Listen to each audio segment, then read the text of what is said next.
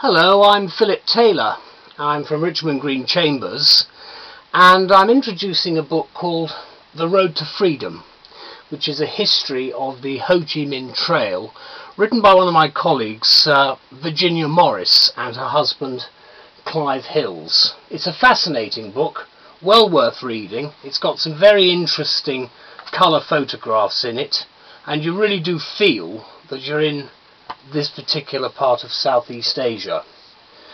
What I've done is I've called the book a travel book with a difference. It's available in a detailed written book review on the internet, on many sites which you can find. What I've said, it's an interesting and exciting travel book for both military historians, and it actually gives a very useful addition to the history of a turbulent time during the Vietnamese War itself and the construction of this trail.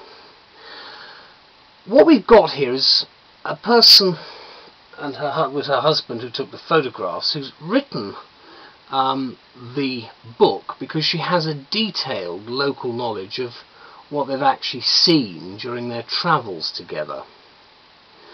Now, I lived through the times described and I remember them well, and I have obviously personal links with Vietnam, and I'm also a person who served in the armed forces, so I'm very familiar with, from the USAF forces that I've served with, the understanding of what went on, but I look at it of course from a particular point of view.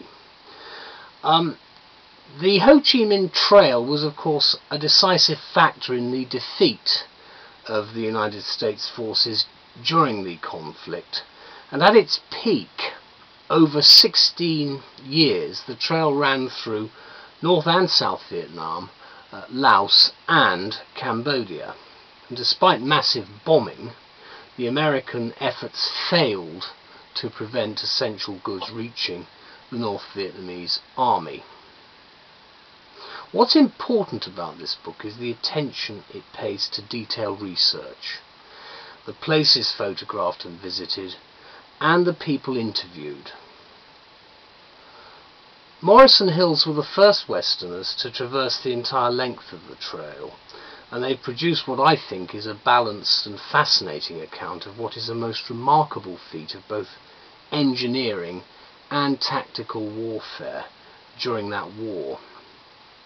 Virginia describes the trail as one of North Vietnam's greatest military achievements, and that's certainly the case.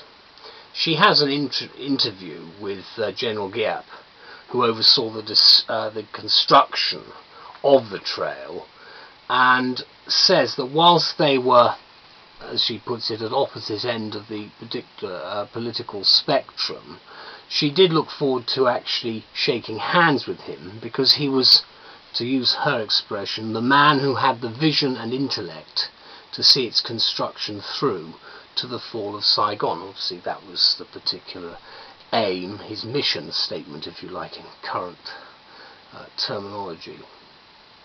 Mind you, it's always difficult to look at these so-called achievements without considering the human cost involved. We're talking here of 120,000 people who worked on the trail and over 20,000 people who died, with 30,000 seriously injured. So you see the human cost.